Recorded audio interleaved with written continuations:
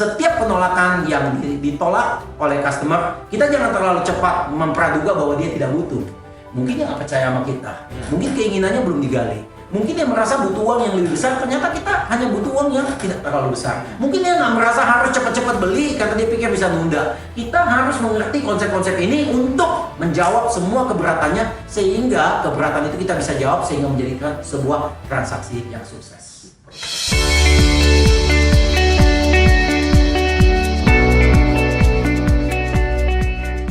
Hai 10,000 Warriors. Halo. Yes, ketemu lagi di Sales Mantra berikutnya nih Pak Darmadi. Yes. Ya, kita sudah masuk ke Sales Mantra 33. Iya. Angka 33 itu menarik ya. Menarik Pak Darmadi, dan tentu bahasanya sangat dahsyat nih. Iya. Dan ini memang dahsyat karena ini yang kadang-kadang sering yang ingin ditanyakan kepada banyak agent gitu ya. Ya. Mengenai handling objection. Oke, Ya. oke. Jadi sales mantra ke-33 ini bunyinya adalah treat every objection as request for further information. Bahasa Indonesianya Ya artinya perlakukanlah setiap penolakan itu seakan-akan customer itu menolak karena tidak punya informasi yang lebih. Ya. Oke. Orang kadang-kadang menolak karena nggak tahu. Ya, Ya, setuju. kadang-kadang ambil contoh di dunia asuransi ya. Oke. Hampir semua orang kalau ditanya apakah Bapak butuh asuransi, jawabannya enggak gitu ya. Karena komitmennya jangka panjang gitu ya. Betul. Tapi agen-agen asuransi itu benar-benar mahir untuk menjelaskan bahwa kalau you nggak beli sekarang, harganya bisa lebih mahal ke depannya ya. Betul. Kalau you nggak beli sekarang, ada apa-apa, you nggak dapat benefitnya. Nah, ketika orang dijelasin lebih dalam lagi, ya, akhirnya orang itu dari rasional menolak, akhirnya emosional membeli, Pak. Ya, karena manusia pada dasarnya membeli secara emosional dulu, Betul. kemudian menjelaskan secara rasional kepada dirinya. Ya. Oleh sebab itu, tenang, customer kita juga akan sering menolak. Anda ingin memasarkan propertinya, Anda datang ke rumahnya, Anda minta exclusive listing. Ya, hanya Anda saja yang boleh pasarkan, orang lain nggak boleh. Oh, dia bilang, enak aja, jangankan kamu yang mau masarin, orang lain juga mau masarin, saya juga mau pasarin rumah saya. Nah, orang kayak seperti begini kalau tidak dijelaskan dengan baik kan, Anda tidak akan bisa memenangkan hatinya. Oleh sebab itu, mari kita belajar dari seorang yang sangat terkenal, ya, almarhum yang bernama Zig Ziglar. Ya, Zig Ziglar ini orang yang sangat mahir. Ya. Dia selalu mengingatkan para sales people gitu ya. Ya. Anda harus tahu kalau orang tidak jadi beli, kalau orang menolak produk Anda, ada beberapa kemungkinan. Yang pertama, mereka merasa tidak butuh. Oke. Ini zaman sekarang nih Pak David nih, setelah Chinese New Year dan sekarang saat ini, saya melihat banyak sekali developer mulai meluncurkan produk-produk. Betul. Nah, khususnya produk-produk harga murah nih Pak. Apartemen 300 juta, 400 juta. Ya. Dan anehnya, market yang dia sasar adalah sebenarnya untuk milenial. Dan ini menjadi sebuah kebutuhan bagi milenial. Betul. Namun milenial itu nggak seperti zaman saya 30 tahun yang lalu mungkin ya. Mereka merasa rumah itu beban. Ya, mereka nyaman tinggal di rumah orang tua gitu ya. Oke. Ya, mereka nyaman tinggal di rumah orang tua, dan bedanya zaman saya, orang tua saya anaknya 7. Oh. Ya, nggak bakal nyaman lah tinggal 7 orang di rumah orang tua. Betul. Zaman sekarang anaknya 1 jadi 2. Ya enak-enak aja tinggal di rumah orang tua. Ya. Nah, anak muda itu merasa kayaknya belum saatnya nih beli properti. Mending beli gadget, Oh. mending minum boba, Oh. mending minum kopi, lifestyle ya gitu. Akhirnya properti yang mereka tunda-tunda ini, kalau kita tunda beli properti tahun ini, tahun depan, berikutnya harganya naik atau turun? Naik dong. Nah, makin sulit nggak dia beli? Wah, Makin sangat sulit. tidak terjangkau. Oleh sebab itu, kita mesti tahu dulu nih. Kalau ambil contoh nih, kita mau jual properti apartemen 300 juta untuk milenial. Kita tanya, dia punya kebutuhan atau tidak? Dia pasti punya kebutuhan. Betul. Kita nanya dia, ya, Anda sekarang tinggal di mana? Kok nyaman-nyaman Anda tinggal di sana? Iya, ayah saya, ibu saya baik sama saya tinggal di sini.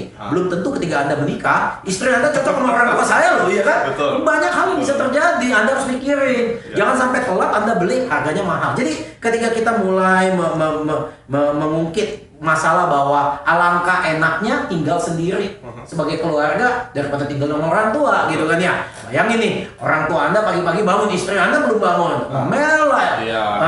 ibu Anda. Ya, ibu Anda biasa masak, istri Anda senangnya Grab food ya, GoPay dan GoFood dan segalanya. Ngomel lah istri Anda ya. Cara Anda didik anak Anda nanti Tidak, di-influence sama orang tua Anda. Kacau lah semuanya. Oleh sebab itu teman-teman, orang yang awalnya tidak punya kebutuhan, kita bisa pancing, kita bisa gali, dan akhirnya punya kebutuhan. Yes. Itu yang si Ziglar bilang, cari tahu dia punya kebutuhan nggak. Oke. Kalau memang nggak punya kebutuhan, ya nggak mau belilah. Ya, Tapi, setuju, ya. Pak. Yang kedua, no money. Nah, ini yang paling susah ya. No money. Zaman sekarang Anda beli sesuatu nggak cash, Pak. Ya setuju nggak? Betul. Beli properti, kadang-kadang down payment hanya 5-10%, ya udah bisa beli. Bahkan properti yang sudah jadi nih, kadang-kadang developer properti sudah jadi, supaya cepat laku dia bilang tinggal angkat koper, lu bayarnya nyicil. Jadi belum lunas lu udah bisa tinggal di dalam situ. Jadi banyak juga developer mempunyai kiat-kiat, gimmick-gimmick supaya dengan uang yang seminimal mungkin Anda tetap bisa membeli properti.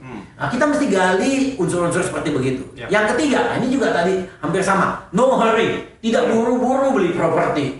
Ya ngapain beli properti cepet-cepet, bentar aja lah ya. Nah ini juga kita harus kasih tahu. Ya makin telat dia beli harganya makin naik gitu ya. Ya makin saat ini mungkin ada promosi-promosi tertentu yang menarik gitu. Setelah itu sudah tidak ada lagi. Jadi itu kita jual. Nah yang keempat yang menarik bisa kita bagi lebih banyak lagi. No desire, ya nggak punya kayak gimana ya? Nggak punya keinginan, nggak punya dorongan gitu. Kadang-kadang orang bisa begitu. Ya kadang-kadang ada orang punya lifestyle itu karena mungkin tidak dipengaruhi oleh banyak teman ya, sehingga dia hidup dengan lifestyle-nya sendiri gitu ya. Ambil contoh, kadang-kadang orang bilang, loh kenapa saya mesti beli properti? Aku udah punya properti. Kita bilang, properti yang ini beda.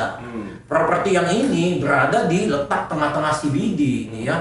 Anda statusnya akan keangkat. Jujur, kalau orang pakai baju merek tertentu statusnya keangkat. Pakai handphone, merek handphone tertentu, statusnya keangkat. Anda tinggal di sebuah perumahan, statusnya keangkat. Setuju nggak? Setuju. Makin Anda dekat dengan center of location, makin dekat Anda dengan perumahan-perumahan yang elit, status Anda terangkat. Jadi kadang-kadang ada orang yang tidak punya keinginan, tetapi ketika kita touch, dia punya uang, tapi dia nggak punya keinginan. Tapi kita mulai touch status-statusnya, apalagi kita bilang di tempat situ ada artis yang tinggal, orang-orang terkenal, dia mulai merasa kayaknya menarik gitu. Nah kalau kita pintar menggali dia, umpama dia senang basketball, dia senang badminton umpama, ternyata ada tokoh badminton yang hebat tinggal di situ. Tiba-tiba dia tertarik karena ada hubungan dengan dia gitu ya. Yang kedua kadang-kadang mengenai safety. Perumahan zaman sekarang jangan sembarang pilih rumah Pak David. Ada perumahan yang tiap tahun tuh dimalingin kaca spion ya, dimalingin bannya. Kadang-kadang ada yang kita lihat bannya empat dicabut ya. Zaman sekarang kayak begitu. Bahkan kadang-kadang banjir Pak David. Banjir ini kan ngeri ya kan? Deg-degan malam-malam nih, hujan kenceng nih, mobil gua ke depan rendem nggak nih? Ya kan takut. Kenapa? Karena rumah lu tidak aman. Kalau rumah lu aman, dia tidur aja tenang. Jadi kadang-kadang ada orang bilang, iya ya, Bapak senang tinggal di sini ya. Bapak tiap tahun kena banjir loh. Iya. Tapi saya udah biasa sih. Ya Bapak biasa. Anak Bapak nggak biasa. Kasihan tuh anak Bapak tuh. Ya, jadi Anda bisa ngangkat gitu. Habis itu fear juga kadang-kadang. Kalau tidak dapat orang lain ngambil, nih unitnya terbatas nih. Kalau you salah ambil, ya sisanya ya hadap kuburan semua. Ya. Jadi satu-satunya yang hadap swimming pool. Nah orang tuh kadang-kadang dari nggak punya keinginan, akhirnya punya keinginan. Dan yang terakhir nih Pak, orang tuh nggak beli itu karena nggak percaya Pak. Iya nggak percaya gitu ya. Jangan-jangan dibilang hanya satu-satunya yang menghadap kuburan semua, tentunya ada 3. Wah, tuh dia nggak percaya sama Anda juga gitu ya. Jadi harus tell the truth ya. Dia harus punya trust sama Anda. Bagaimana orang bisa trust dari seseorang? Ya orang bisa trust dari seseorang, jujur paling gampang adalah track record. Sama kalau kita mau ngantar anak kita ke dokter, kita nggak usah capek-capek di internet. Kita tinggal tanya teman kita, anak aku sakit, you kenal nggak dokter yang bagus? Kita hanya word of mouth begitu. Agent property juga sering begitu. Ya, seringkali dia lihat Anda listing, Anda punya spanduk, ya aktif ya. Dia tahu Anda agent yang bagus atau tidak. Jadi no trust itu juga membuat buyarnya transaksi. Tetapi dari kelima hal ini, poin saya hanya mengatakan dari inti dari kita mau ngomong bahwa setiap penolakan yang ditolak oleh customer, kita jangan terlalu cepat mempraduga bahwa dia tidak butuh. Mungkin dia nggak percaya sama kita, mungkin keinginannya belum digali. Mungkin dia merasa butuh uang yang lebih besar, ternyata kita hanya butuh uang yang tidak terlalu besar. Mungkin dia nggak merasa harus cepat-cepat beli karena dia pikir bisa nunda. Kita harus mengerti konsep-konsep ini untuk menjawab semua keberatannya, sehingga keberatan itu kita bisa jawab sehingga menjadikan sebuah transaksi yang sukses. Luar biasa. Luar biasa untuk kita semua di sini. Teman-teman 10,000 Warriors, jangan lupa untuk terus pantau kita, join di fanpage kami di komunitas 10,000 Warriors, linknya ada di bawah. Dan viralin video kita. Sampai ketemu lagi dan all the best to 10,000 Warriors.